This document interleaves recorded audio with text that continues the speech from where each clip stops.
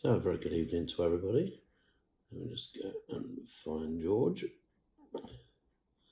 There we go. Good evening, George. Hi Glenn, how are you? Yeah, I'm very good, thank you. So, thank you very much for agreeing to come on and share your experiences of property and bridging, and also what goes on in the current situation. No problem. Thanks for having me. You're welcome. What I normally do is I normally chat with you for about 15, 20 minutes, maybe half an hour. And then anybody who's got any questions, they can type them in and I'll ask them as we go through. So, Sure. George, tell us, when did you get into property? Yeah, no problem. Or property lending, as it were? Of course. Been involved in property and lending for about 10 years ago now. And that's when it started. I eventually went into the residential market, i.e. mortgage lending, standard residential purchases and refinance. Started off learning that market in probably 2007, 2008, around that time. One of the brokerages we was with, very good success, learned a lot from the other brokers there, which I still talk to today, but I've gone on to do a different thing, which I'll go on to. Then when the market crashed in late 2008, business model and brokerage I was with changed from residential to commercial, only reason being the residential market wasn't there no more. A lot of lenders turned off the taps for residential lending. So business model changed and we pretty much operate under commercial, which is, when I say commercial, business lending, property developers, investors, clients looking to buy investment properties. So like most successful people, when the environment changes, you adapt and change with it. 100%, especially we could get onto those times a bit later, especially in these times of what's going on now. You've got to adapt with the market. Yeah. Markets changes, lenders change how they do business and what they want to do and what they don't want to do. And unfortunately, you've got to adapt towards that. For definite. So I think we crossed paths probably about 10 years ago at a network event in London one evening that I was speaking at. Yes, that's right. Yeah. That's correct, yeah. I think we had a meeting, was it King's Cross? Yeah, that's right. First meeting was at King's Cross. Yeah, let's go King's back. Cross.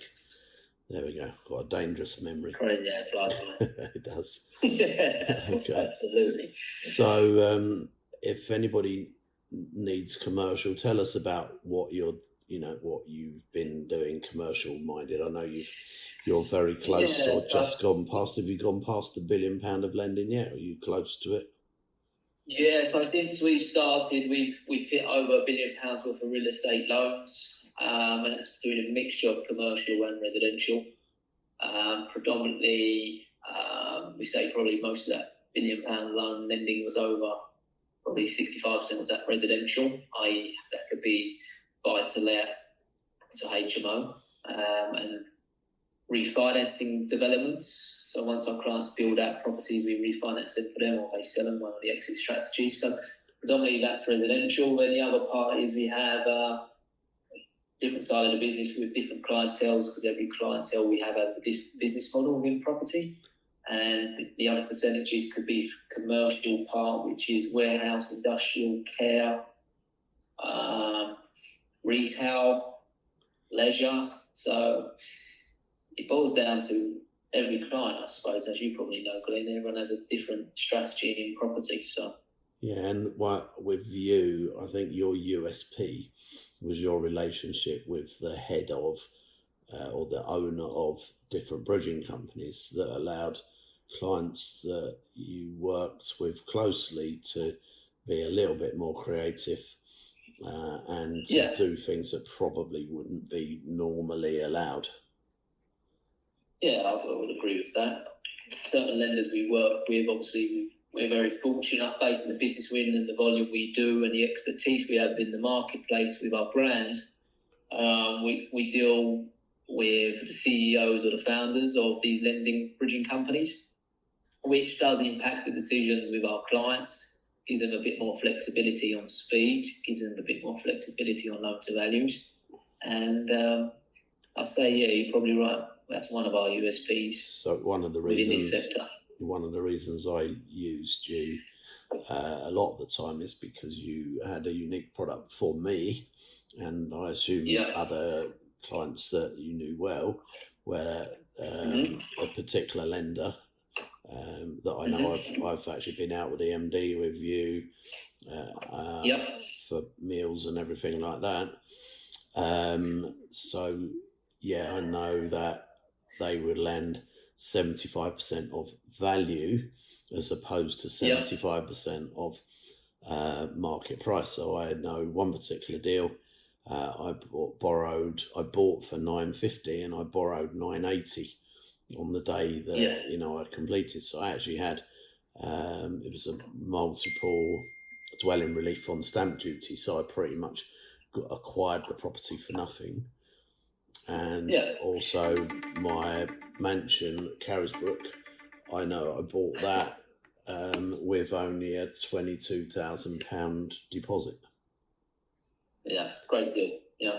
And I know you funded both of them, and then you got us out of it at the other end on a cheaper product, which was cool. Yeah. So as you know, mate, it's a relationship business, like every other business, but relationships in our industry does matter, and we can phone up these lenders, get things done very quickly. Number one, then the main thing is agreeing a deal. What deal can be achieved, especially deals like yourselves where they're under market value, you're buying discount or you're adding value. It helps massively. That's one of our USPs, to be honest. And I know you've come in at higher to value. And I know you've got your fingers very close to the pulse, because a couple of deals where I've had business partners that have gone to try shopping elsewhere, within a day you've come back to me and said, Glenn, what are you doing? We've got this deal going through and you're asking around elsewhere. It's like, hang on, George, let me make a phone call, let's find out. As any business, my friend, a lot of businesses talk out there, especially in property or finance. It's a very small circle. So, and what we find, we have tried to advise our clients the best we can, obviously, number one. Number two, look, they're going to shop around. But the problem is with shopping around is sometimes it might actually hurt them on the long term trying to place a deal, because once it's shopped around, it doesn't look like an attractive deal, because lenders do talk to each other, believe it or not. Yeah. Lenders talk to each other, brokers talk to each other, and once the deal circulates, it gets that air of, should we or shouldn't we do this? And some lenders stick away from that business because they don't like how this certain client or other clients are shopping around within the market. So technically, it can backfire on clients. So I know from a couple of deals I've been offered, I've called you and you've gone, Glenn, stay away from that. Yeah, 100%. Because and also, like, if I want to know the lending value per square foot in different parts of London, you've got your finger very, very on the pulse about what's going on, where per square foot, what's the fire sale price, all that sort of stuff. Yeah, we lend all across the country. Obviously, predominantly our offices are based in Mayfair. Saying that, we haven't been up Mayfair for a while based on what's going on. Obviously, everyone's working from home. But the central London market we know very, very well. And central London market's very different. A lot of people try to trade in it, but you can have the same house on the same street, but they trade at different price per square foot if you're at a different end of a different road. Yeah. The trading price per that square foot is very different to what other think they could buy it for and what they could sell it for. So that's the difficulty with central London, which we know quite well. But saying that, we've got quite a good market knowledge of what's going on within the UK based on the deals we fund, based on the values we know. Anything we don't know, obviously like yourself, we have a great contact base between valuers of what we think and we can call there for their expertise and what they think it trades for around there, or what their opinion is of a property and what they think they could go for. And very much the case. Just that contact. Yeah, very much the case. pretty much know, as long as the description Uh-huh. is, we pretty much know from you before we do pay for a valuation what it's going to Yeah, value at, because you've had feedback from the actual valuer, and the lenders are yeah, quite, that you use, are amenable to choose what value you want. So quite often you may have phoned three different valuers to see where they are with it, and we choose the one that exactly. works best for us, which is again very unique in this industry. Exactly. Look, the work starts. Everyone thinks their property is worth more than what they think it is. Number one, which everyone does that within the market. But number two, before we even start the application, we assess what we think it's worth, what our values think it's worth as it is in its current climate, and then doing some research with our research and think and come together and say, right, is this generally going to value what the client's worth? Because at the end of the day, we don't want to take his valuation money. Yeah. And it's not going to value what I think it's worth. And it's just going to be a waste of time, wasting everyone's time, really. And can I just correct you? Nearly everyone thinks it's worth more than what it's worth. Yeah, especially what we see. 100%, I agree with that. Okay. All right. So, what's going on out there now?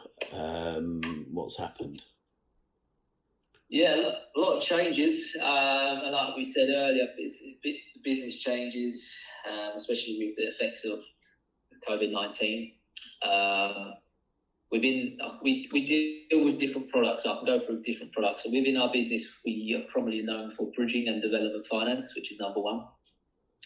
Then number two, we can help with buy-to-let mortgages and remortgages with clients who are building or purchasing property or looking to add value or develop. We can help them exit that with mortgages on the back end once they're finished.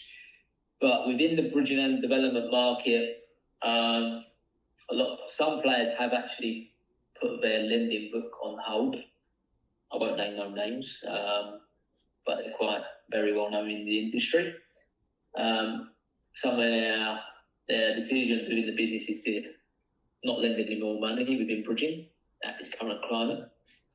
Then there's lenders that see this as an opportunity for someone that have just set up a bridging business, that have got a lucrative business and a lucrative fund behind them, to get their name within the bridging market. So we're still doing deals. There's a lot of deals going out there, especially now. A lot of people are still buying. Going back probably months ago, where they exchanging or adding value, buying land with planning or without planning. But saying that, the market has changed. We're probably looking at 65 to 70% loan to values now. This is where the lenders feel comfortable within the bridging market, and that could be on purchases and refinancing. The problem is they're trying to work out is, obviously there's a lot of speculative news out there of, is the property market going to drop? Number one, which I think a lot of people would agree that would. Depends on how long this drags on for, which is the other question, which is what lenders are looking at. Mm-hmm. So it's tough to tell how long. No one's experienced this. Obviously, number one, lenders have experienced this. So it's uncertain times. Exactly. Now, no one knows how long it's going to go on for. If this goes on much longer than everyone hoped, then the property market will drop, which we are seeing. Everyone's doing speculative figures, but the quotes we're looking at is probably between 30% if it drags on for a while. So lenders are restricting their loan to values to keep their loan book safe, which is number one. And some lenders are lending and some not. So it's just, you just got to take the deal by deal on an inquiry basis. And within our brand, we know who are lending and who's not. Yeah, that makes sense. Although the high street lenders are back to 85% for mortgages, because they don't see too much problem long term with the market for residential. Long term, it's fine. Residential's fine. Obviously, one of my business partners who runs our residential market for remortgages and purchases, we are looking up to 85% loan to value on that. But within my sector, short-term finance, you're only probably looking at 65 to 70% loan to values at the moment. Mm-hmm. Within short-term, we're probably like 12 to 18 month money. And where is the line across the country? Is it like London different to north of Watford Gap, or is it like defined areas? Central London's been hit hard over the last few years. Yeah, that's obviously. the Brexit, but I think more people underestimate the amount the stamp duty had an effect on that, because our high-end value property stamp duty is huge. I agree. Brexit happened, which is number one, which put everyone on the back burner anyway. But the stamp duty really killed the market for central London. For prime. And number three, and trying to get international monies into the country is getting a lot harder. And then even with the high net worths in central London, it's a difficult market, and it's been hit hard over the last 5 years. And it's not easy to do business in central London as it once was. No, and what I've seen looking around is, as we come out to areas, you get different areas. Like we've seen Hackney boom and Dalston boom, and a few other areas around the edges, because I think the stamp duty is really hitting home and has levelled a lot of the market off. And people would rather travel 10 minutes, 15 minutes in by train, and they're saving themselves hundreds of thousands of pounds in stamp duty. Hundreds of pounds stamp duty, and even on that point, we're seeing a lot of clients that are high net worth renting central London properties. Because the time they work out their stamp duty, it works out they can rent that property for a certain amount of time, get in and get out and go back to wherever they are. Some from,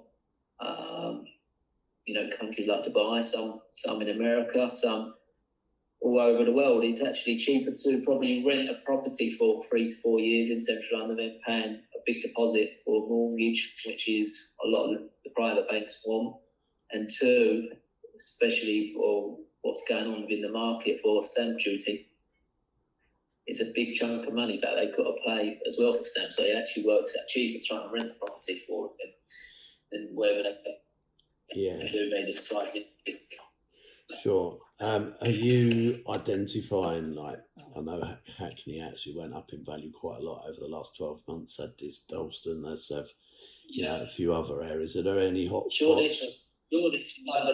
Shoreditch is crazy. We look at Shoreditch now. Obviously, it's a great area, but Shoreditch is trading as the same price as Pimlico, Westminster, and Victoria.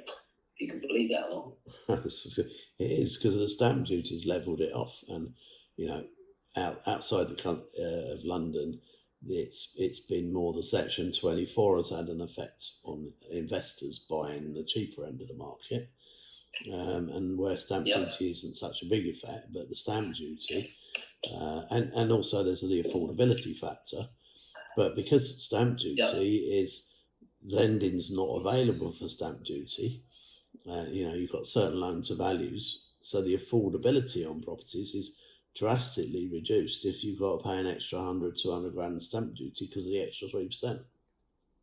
Yeah, totally agree.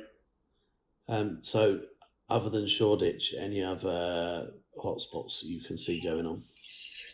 No, not really, my friend. No, what we're seeing is a lot of our clients that were buying, investing in capital appreciation areas like Greater London or Shoreditch, Hackney, around those lines. Some of them are looking into the Midlands, which everyone knows was popular. Some even going further up north. And a lot of investors and property-minded people that we deal with are looking for income now. Yeah. So they're looking up north. Yeah, no capital appreciation. So they're not looking at no capital appreciation. It could do it. It might not. Obviously, we're suggesting that the likelihood of that happening is quite slim. But they're not bothered. As long as they're getting good income, they're happy. So it depends on everyone's model. Everyone's model changes in different circumstances. But what we're seeing now, a lot of people are looking up north. So what's the most? Even further up north. What's the most common valuation on cash flow, or on business valuations, as opposed for the up north properties, as opposed to bricks and mortar? What have you got a calculation that a lot of the surveyors use that you could share? Not really, my friend. Everyone's business model is different. If you've got clients that are buying up in Durham, for example, the average property in Durham for 2 to 3 bed terrace house is between 20 to 35, maybe pushing it at 40k purchase price. They're looking at that, and they're looking at, right, even with the cash, and there's no stamp duty on those purchases, which is a positive. And they're looking at, can they build up a nice income portfolio up there with hardly no risk of putting these cash flow in, then recycling the money with remortgaging that to expand their portfolio. Yeah, which is but exactly they're averaging probably a 9 to 10% yield. Yeah. Now, you look in central London, you're probably looking at a 2 to 3% yield, but their appreciation was there. Yeah. But is it there now? No one knows. If you can buy the portfolio up north without putting money in, because you're getting it all back out again, then you're actually getting money for nothing, as the Dire Straits album goes. Exactly. So every business model is different. You know, we've got investors that just want to buy Greater London and Central London. They're not bothered about the yield. Obviously, they're probably at 3 to 4% yield gross, not in net. And all they're worried about is appreciation. Where others are looking up north, they're not worried about appreciation. They're worried about income. And some of these investors we deal with are trying to expand their portfolio aggressively, and you're looking at, there's some who are trying to buy 15 to 20 units every 3 months. One of our investors, I'll give you an example, was trying to buy 20 units every 3 months up in Durham Way. He's got a great tenant lined up with the social housing, which is easier to manage, and buying 20 units and tenant them out all individually. Mm-hmm. And he's looking at 9% net yield, and he's happy with that. So, and I would be happy with that, to be fair, in this marketplace, especially with strong lease involved. So, saying that, getting to the point, every business model is different. So, yeah, I mean, the most common one I've come across with surveyors is they'll look at annual cash flow. They'll take 80% of annual cash flow, multiply it by 8 for the valuation, and then 70 or 75% on that. That's how some of the banks, but every surveyor, it works slightly different, but that's normally about the most common one. Although there are properties that value up much higher than that, even though the bricks and mortar valuation is lower, which is strange. But yeah, it's very much, I think, about having relationships in the area with surveyors that you can actually ask, what do you think this will value at? What do you think that will value at? Exactly. And that's another good point which you're getting onto. Some lenders, mortgage lenders, work on investment value, which is what's the property worth once tenanted.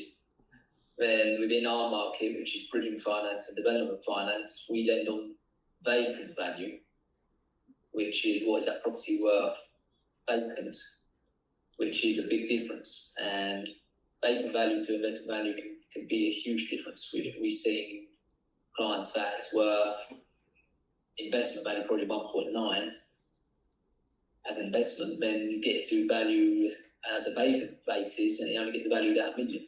So, and that's great if someone's selling to you at the vacant value, not trying to sell at the high value. But it gives great scope. Exactly. Yeah, it gives great scope to develop like 20, 30, 50 room HMOs for that type of thing, which is another one of the models that some of my clients are following. Okay, look, I'm going to say, if anybody's got any questions for George, please fire away, type it in the chat box, and I'll ask him whatever it is you wish to ask him. And right, let's go to question pane and see where we are.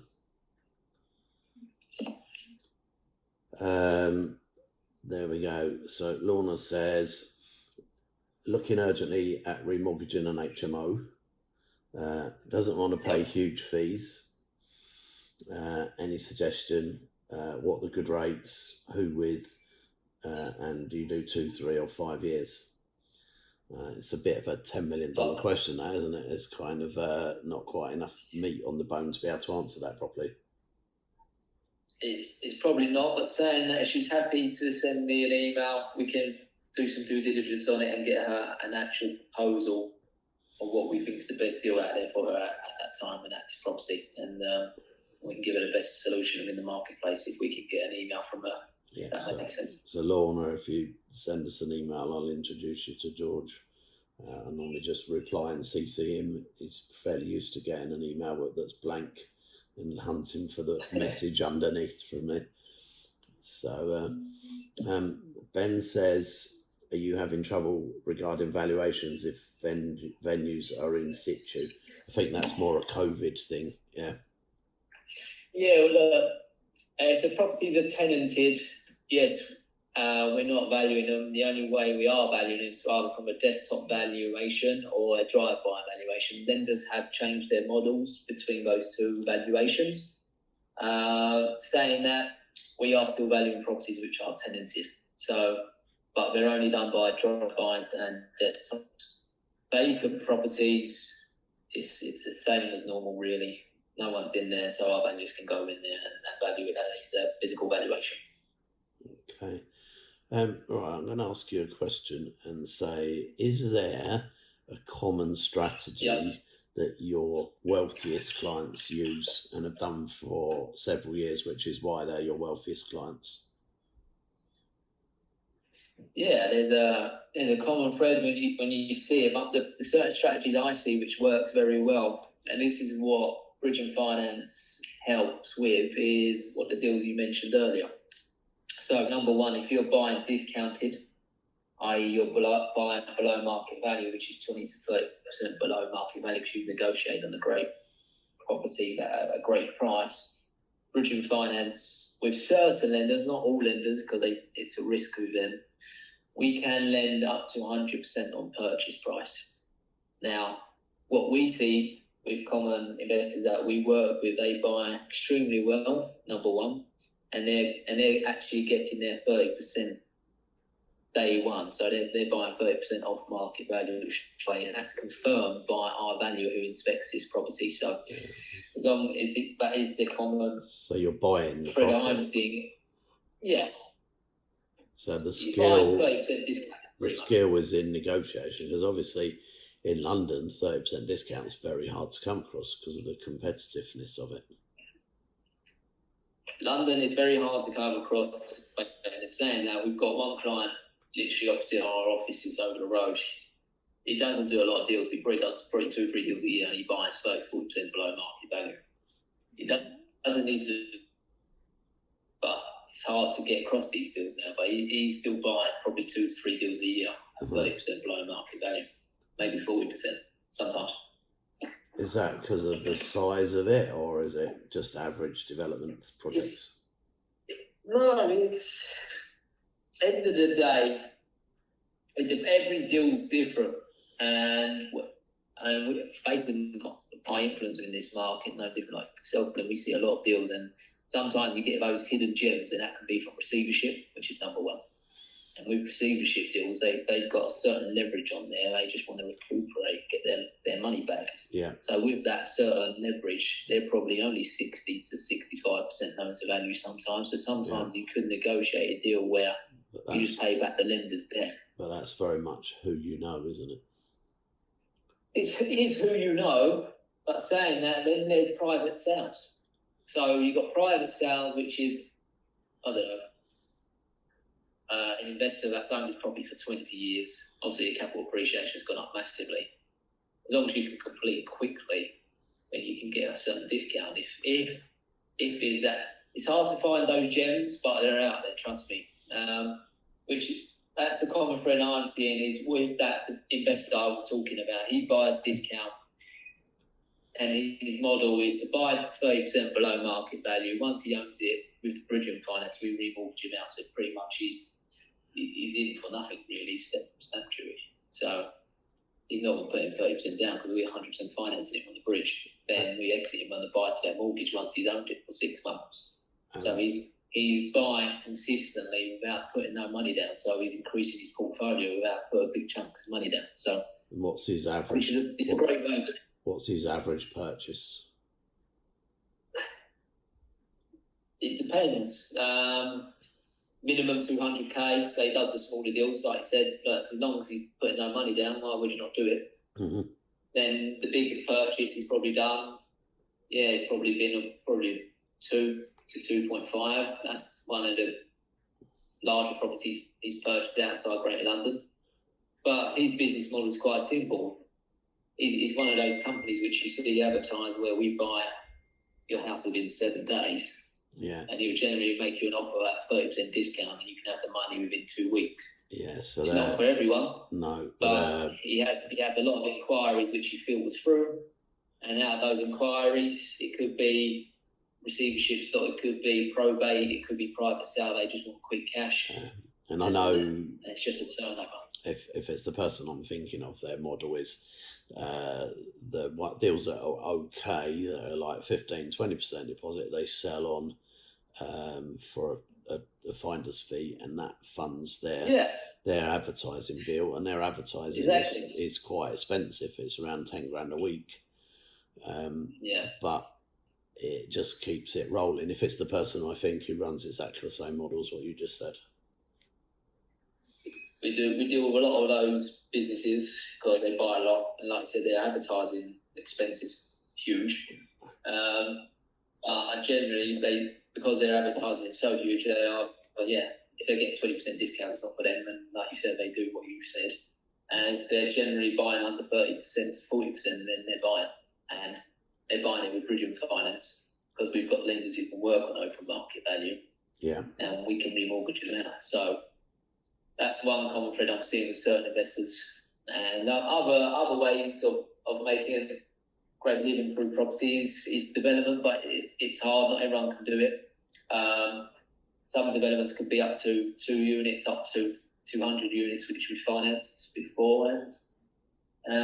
But generally buying land, probably X amount, gain planning, which is a great return of equity there. And you build out, and you've got some meat on the bone. If you don't want to build out, to sell it on to another developer who wants to build. So, like I said earlier, Glenn, everyone has different business strategies. That could be from income to appreciation to development to buying discount. But that's why I asked you the $10 million question and said, what's the most common strategy where you have your wealthiest group of clients? That is the best strategy that I'm seeing. If you can buy 30% below market value, we can help you with the bridge to purchase, and we can help you if you want to grow a portfolio, which is another option. Where if you don't, then you're still buying 30% below market value, and you buy it with a bridge, then you try and sell it open market value. That work. I think I've seen one client do that. But within this marketplace, you've got to change within the market. That's not working no more.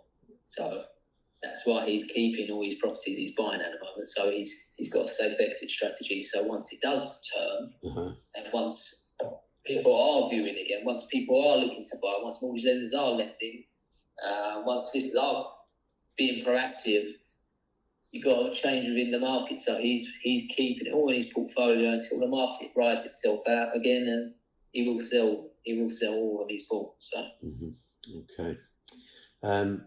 Right, here's one from Sachin.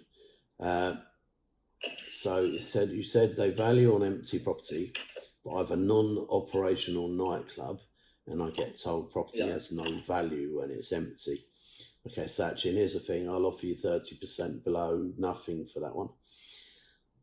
Yeah. Then how do they value considering empty, or can he mortgage this property? I mean, it's got to have a value, isn't it? It's got to have a plot value. It's got to have some.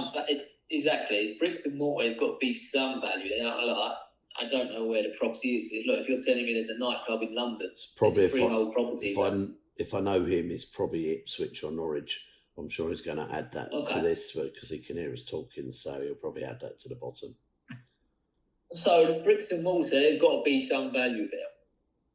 I don't know what that value is. Obviously, a value has to confirm that for us, but I would assume that for that nightclub property vacant, there's got to be some value there. Yeah, he said it's whether that value is.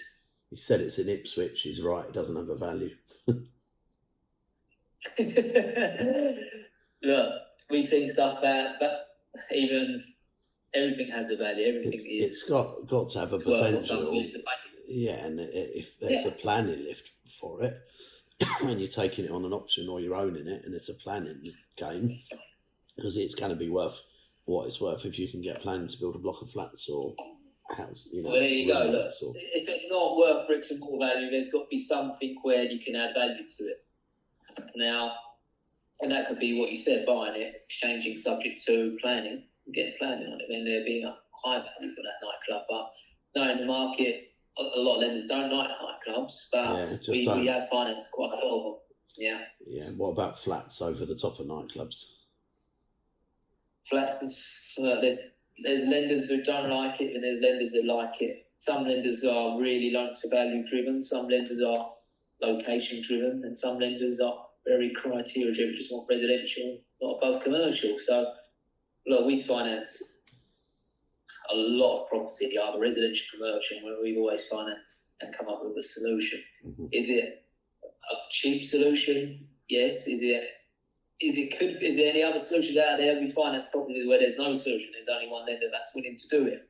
So it all comes down to the inquiry of the client. You're very turnkey, and I think your skill set is identifying the best financier for each product individually.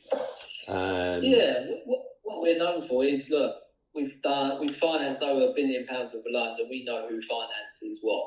Now, I can see a deal today. If you send me an inquiry over, and you can say, is anyone in this marketplace can do it at this rate? And I can tell you yes or no. And I know straight away who could do it, who can't do it. And I'll tell you an honest answer, there's no chance you're going to get back through at that rate. The only way you can do it is with different lenders, which will charge you a high interest, but at least it will go through instead of what we see a lot of clients try get the cheapest rate, but it's not within the lender's criteria. And it's a complete waste of time, and they waste 3-4 months, wasted fees. And unfortunately, they do come back and they ask for help, and we guide them in the right direction. Okay, so Osia says, do you work with small, ordinary people like me, or just larger investors and multi-residential commercial owners or investors? No, we work with large developers, and we work with no one's small in our eyes. Everyone can do a deal. Anyone who wants to buy a property, we help them as best we can. So, in answer to your question, we work with anyone. Okay, cool. Right. Alex says, what's your company name? It's Cavendish Commercial Finance. Cavendish Capital now, Glenn. Okay, all right. Cavendish Capital, there we go. That's it. Ola says, need to remortgage a property in Chadwell Heath, and he sent me his email address. Nice. Ola, if you just email it to me at glenn@glenarmstrong.com, I'll forward it on to George. We've done a lot in Chadwell Heath. I know it very well for now. So yeah, it's kind of got quite a good. So what's the price per square foot in Chadwell Heath at the moment? We hit 400. At this moment, not yet. I think you eventually will. It's 350, somewhere around there. Yeah, I'd say realistically 350 per square foot. So I'm just letting everyone know, just by throwing that one at you, that you know your market. So Shiz Ahmed, no, he's just sent his email address. You just need to email me, Shiz, and I'll forward it on. What are the common exit strategies that you see from clients who've used the bridging finance? There's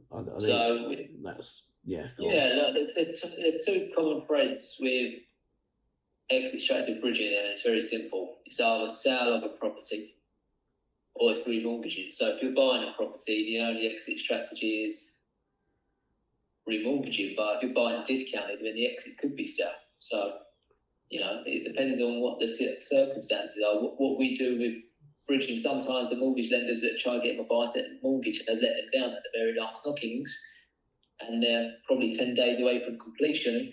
When we help them with bridging finance, then we refinance them out in 6 months' time. So that's an exit strategy. Then the other exit strategy is clients might do some quick release of equity where they've got unencumbered properties. I don't know, give you an example. I don't know, a client has a 300k property with no mortgage. He wants to sell it, but he needs 100k quickly for one of the businesses he's got, or he wants this 100k to invest into his personal property. Whatever the reason being, we can help him a bridging loan on that property, give him 100k, and his exit strategy will be to sell that property. And we give him a 12-month loan, within 12 months, hopefully he's sold that property by then. And that's the two common strategies. And what I'd like to do is just share a tip for everyone and then ask for your comments about it. Most common thing that I see with people is they take the shortest bridging term that they think they need, and nearly always it runs out and it costs them a lot to then refinance it, costs them a lot in the long run. So always take the longest bridge available, even if it's, you only need 6 months and there's a 9 month and there's a 12 month, take the 12 month.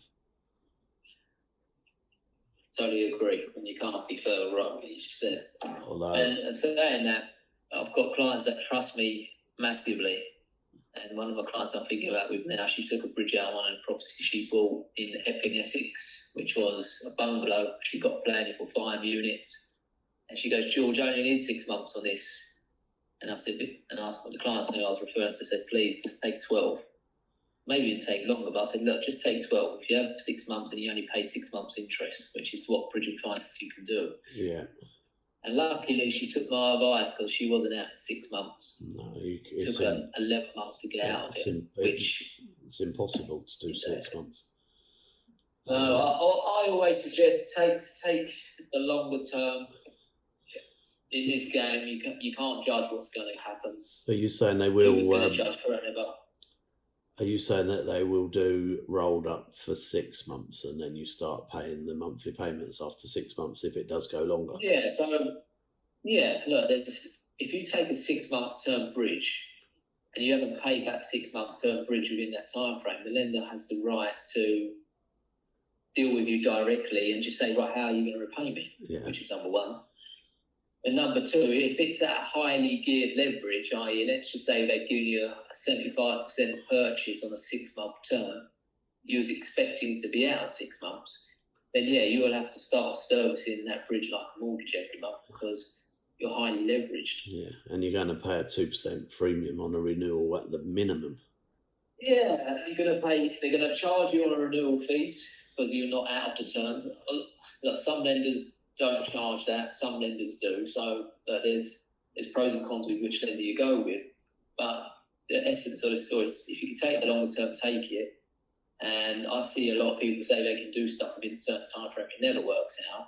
Then like what you just said, you have to service the bridge like it's a mortgage, but you're paying maybe even higher than 1% a month every month.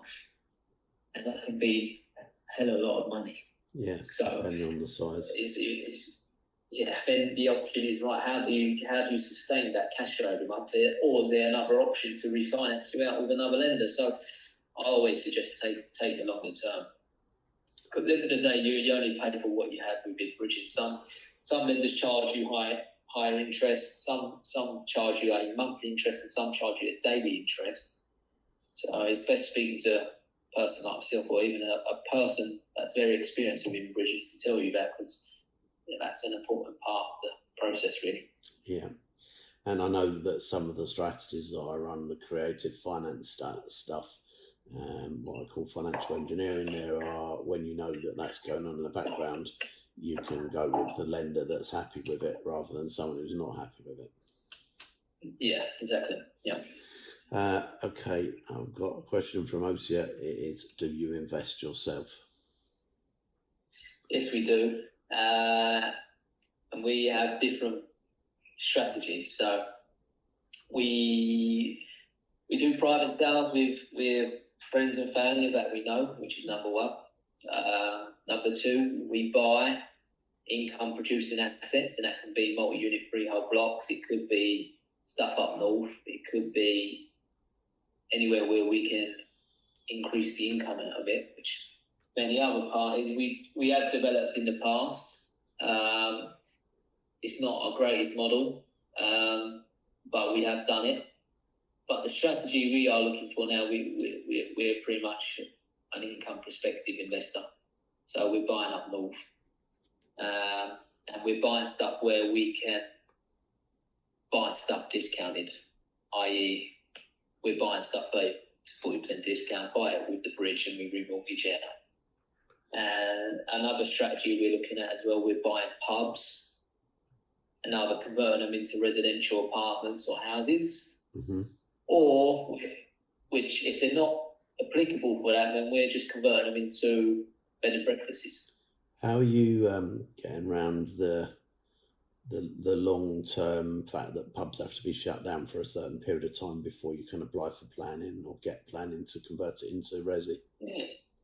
Yeah, look, it depends on the council and the way you're dealing with. One of the places we've got at the moment, which is in Kent, Margate Way, we got planning on the back of the pub for 3 to 4 houses, detached houses, but we didn't shut the pub down. We just changed that into a bed and breakfast. Okay. Well, we could have changed the pub into residential terraced houses, mm-hmm. but that would have took another 2 to 3 years. So you take the properties that you built at the back onto the pub, and it was become part of the pub business. Yeah, exactly right. So the pub we own, we bought the pub. It's a family pub which we bought a long time ago. Had a great plot of land at the back, hence why we bought it. It took a long time to get planning on that, and that was from commercial to residential, which the council didn't want to grant. It took about 8 years to get planning for residential units on there, believe it or not. So we're back and forth with planning. So knowing that council and the process it took to get residential houses at the back of the pub, it was a better strategy to actually just convert the pub into a bed and breakfast, mm-hmm. which took no time at all to get planning. If we would have closed the pub down for a couple of years to try and get residential terraced houses on there, but a lot of it would have been a nightmare. A lot of that is common sense and planning consultants who know what they're doing and tell you what to do. Exactly. So look, you've got to have good consultants. You've got to know the areas. You've got to know the councils and what they're trying to achieve. Are they trying to increase the demand of houses there? Or what you got to know what you're doing really. But you've got to take good advice with planning consultants, which they're on top of, especially local councils. So. Okay. So right. to answer the question, yeah, we invest in different things, but the latest one, which we like, is buying pubs and converting them into B&Bs, to be honest. Okay, right. I'm now going to ask you, because we've kind of hit time. I've got probably about another 3 or 4 or 5, 6 questions to go.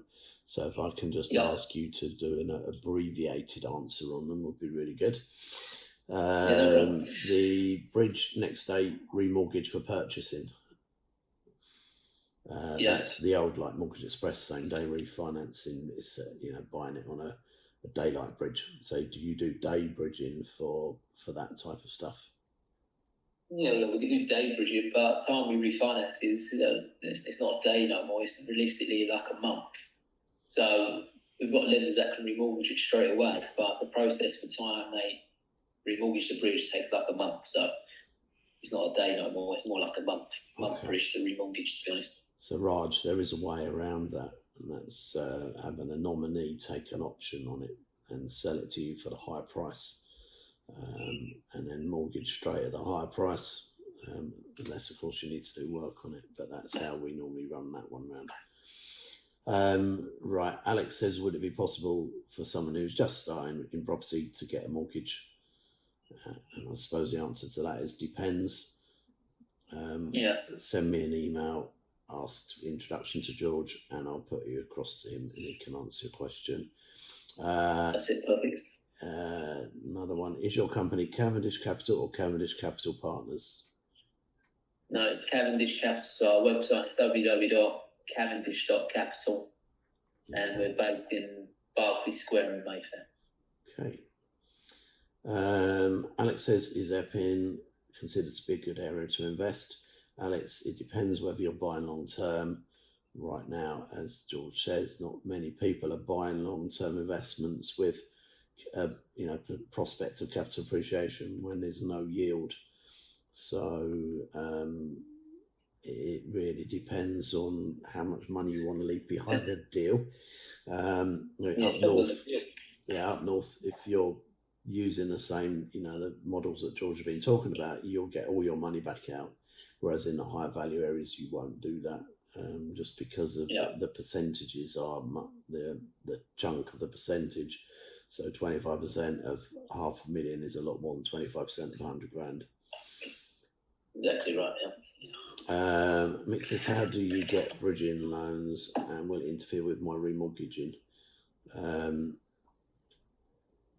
think as long as it doesn't get caught into the 6-month trap because you've only just bought it. I don't know, George, do you want to answer that one? How do you get bridging loan and will it interfere with, would a bridging loan interfere with remortgaging if they needed money quicker than a remortgage? So they took a temporary bridge, I think what Mick's saying. It depends. It can. If he's going through the mortgage application now and he buys a property with a bridge, then the lenders will see that. However, it's hard one to answer not having a proper look at what he's trying to do. Yeah, so exactly. It could be an effect, and it couldn't. So it depends on what he's trying to do and what he's trying to achieve between the resident or if it's a buy-to-let. Yeah, and that's the thing, isn't it? We need to know the full story before we can give the right answer. Exactly right, yeah. Okay. Right, so do you do bridging where you can put a quittable charge on a property? Yes. Okay. We used to do a lot of it to charge bridging, but the loan to value has to be very small to do that. Okay. When I say small, we used to be up to 60% loan to value, the next will charge bridging. Okay. And the only reason you do actual charge bridging is because you don't get consent from the first charge, and that's the reason why. Yeah. So that's RX1 restrictions. Yeah. Okay. So I'm going to throw another question in. Thank you for an informative and educational session from Oceana. What are the costs involved for a bridge typically? It depends, but look, the valuations need to be paid. Legal costs need to be paid. Then there's costings on the actual loan facility, no different like a mortgage. They charge you arrangement fees, and there's probably broker fees, or depending on the broker, they might not charge it, but there is fees included in that loan facility. And bridging companies have been set up by bridging companies have typically been set up by wealthy people to make money, and so they are going to charge anywhere and anyhow they can. Including on penalties for not coming out at time a lot of the time. You're saying that. Look, before COVID-19, we had the cheapest rates in the market, and within our bridging rates on certain transactions under 50% loan to value bridges, our bridging rates was the same prices as mortgage rates. So it's a lot consumer friendly. Those rates, you got to have a nice deal. If you give a lender 10% loan to value bridge, you get the best bridging rate ever. So risk and reward.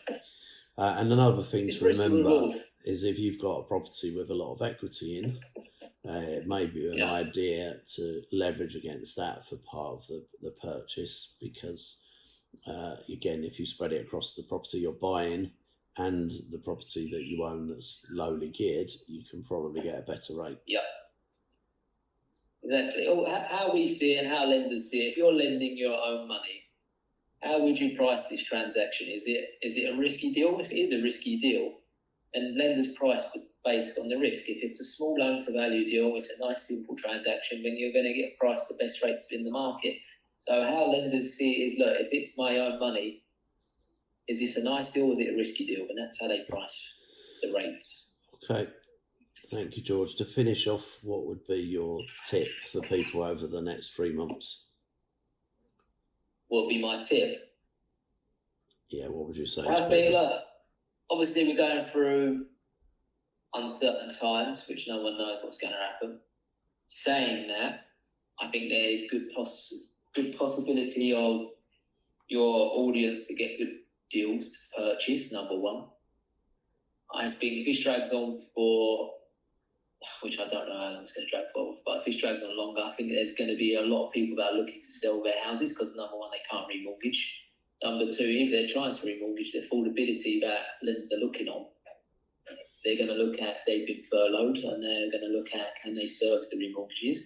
And if they can't remortgage, then they'll have to sell. And the only buyers within a crisis is people that can actually buy, and people I'm talking about are offering discount. So I think that within a crisis, there's good opportunity. So if you can take advantage of this crisis, and you can build a nice portfolio up. Yeah. Cool. All right, George. Thank you very much for joining this evening. It's much No, no, appreciated. thanks for your time. I appreciate it. I Uh, hope it's of value to you guys and to your audience, really. Thank you. Anyone who wants to contact George, send me, Glenn at Glenn Armstrong, an email and I will forward it to George for him to contact you. In the meanwhile, tomorrow evening, I have got on here Toyin Davison Hero. She's was a solicitor. She's been in property for 20 years.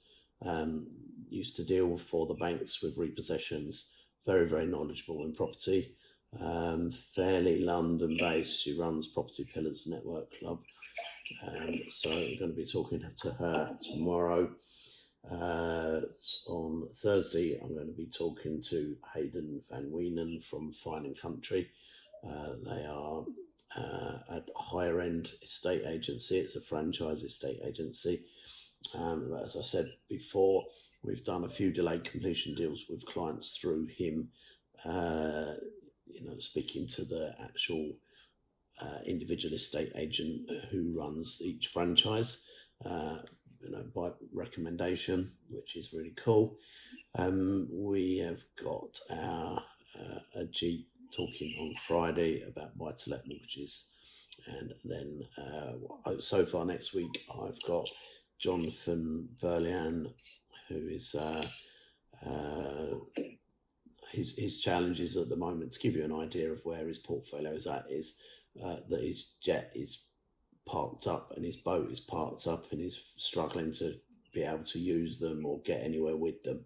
So that's his challenge. So we're going to be talking to him on Wednesday, so don't miss that. It's a very interesting character. So thanks very much for joining us this evening. Look forward to talking to you all tomorrow night. Have a great evening, and most of all, be safe.